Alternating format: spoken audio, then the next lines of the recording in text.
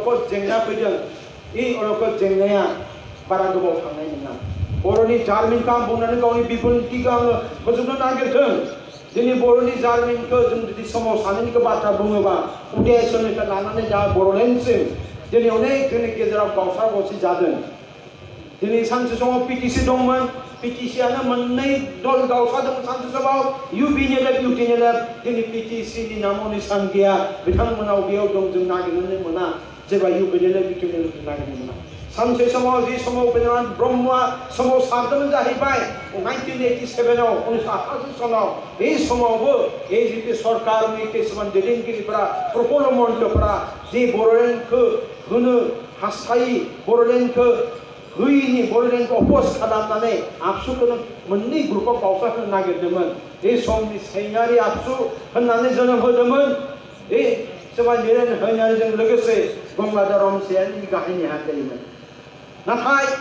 आन्दोलननि जुराव आन्दोलननि प्रभाबाव रायजो राजा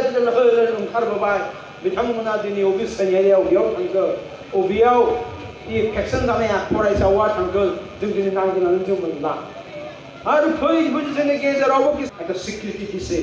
আমাৰ ভাৰত চৰকাৰৰ লগত এই বড়োলেণ্ড সমস্যাটো সমাধান কৰিবলৈ এটা জাগা দিছে এটা শেয়াৰ দিছে আমি আজি আমি গৌৰৱ আমি প্ৰভাৱ কৰিছো আমি যৌথক হিচাপে আপসু হক এনডিপি প্রগ্রেসিভ হক রঞ্জন মেমারি এনডিবি হক ইউপিপিএল হক তারপরে পিপল জয়েন্ট অ্যাকশন কমিটি কংগ্রেস সংগঠনে সমানে সমানে আন্দোলন আমি কৰি আছো বড়োলেণ্ড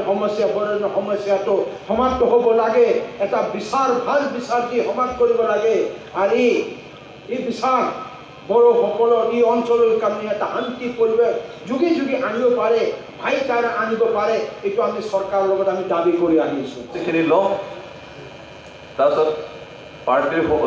ইউপিপিএলৰ সভাপতি ইউজি প্ৰমোদ ডাঙৰীক ৰাজ্যসভাৰ এমপি কৰিম আৰু মাত্ৰ শাখা সমষ্টি ল'লে হ'ল বাকীখিনি আমি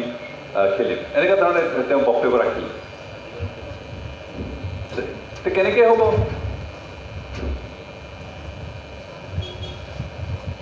যেহেতু বুজাবুজিত খেলিব সেইকাৰণে সমান চিট ভাগ বতৰা হ'ব লাগিব ৰাজ্যসভাৰ চিট দিয়া নিদিয়াটো বেলেগ কথা কিন্তু আমি ইলেকশ্যন খেলিব লাগিলে সমান চিটলৈ খেলিব লাগিব কিন্তু সেই কথা তেওঁ কেতিয়াও চিন্তা নকৰিল আৰু সেইকাৰণে আলোচনা সিমানটোৱে স্থগিত হ'ল বন্ধ হৈ থাকিল আৰু খুব সম্ভৱ আলোচনা হৈ নুঠিব একত্ৰীকৰণৰ যি প্ৰচেষ্টা সেইটো ধীৰেন বড়ো আচলতে হাগ্ৰামা মহিলাইয়ে কিছু প্ৰলোভন আবেগে ধীৰেন বড়ো এজন গান্ধী লোভী পজিশ্যন লোভী ব্যক্তি তেখেতে সেইকাৰণে এনডিপি প্ৰগ্ৰেছনৰ 9 বছৰ সভাপতি হৈ থকাৰ পিছতো সভাপতি হৈ থকা সময়তে তেওঁ সংগঠন বিভাজন কৰিবৰ কাৰণে বিভিন্ন ষড়যন্ত্ৰ কৰিছিল বিশেষকৈ এইবাৰ আমাৰ অধিৱেশন ঠিক তাৰ আগে আগে তেওঁ সংগঠন বিভাজনৰ কথা কৈছিল কাৰণ তেওঁ মন পাইছিল যে এইবাৰ অধিৱেশন হ'লে বডি সলনি হ'ব কাৰণ এক্সিকিউটিভ বডি সলনি হ'লে তেওঁ সভাপতি পদ থাকিব কাৰণ বিগত 10 বছৰ তেখেতে সভাপতি যিখিনি কাম তাত সংগঠনৰ কৰ্মীসকল সন্তুষ্ট হ'ব কিন্তু তেওঁ যিকোনো প্ৰকাৰেও সভাপতি পদ লাগে আৰু সেইকাৰণে যদি সভাপতি পদৰ পৰা আঁতৰি যাব লগা তেওঁ হ'বই লাগিব সেইকাৰণে সংগঠনটো দুফাল কৰি বা তিনিফাল কৰি এটা ফালৰ তেওঁ নেতৃত্ব দি সভাপতি পদত থাকিব বাহাল থাকিব তেওঁ আৰু সেই ষড়যন্ত্ৰ কৰি তেখেতে সভাপতি হৈ থকা সময়তেই সংগঠন বিভাজনৰ ষড়যন্ত্ৰ কৰিছিল আৰু সেই কথা মন পাই আমি তেওঁলোকক সংগঠনক বহিষ্কাৰ কৰিছিলোঁ আৰু বহিষ্কৃত হোৱাৰ পিছত তেখেতে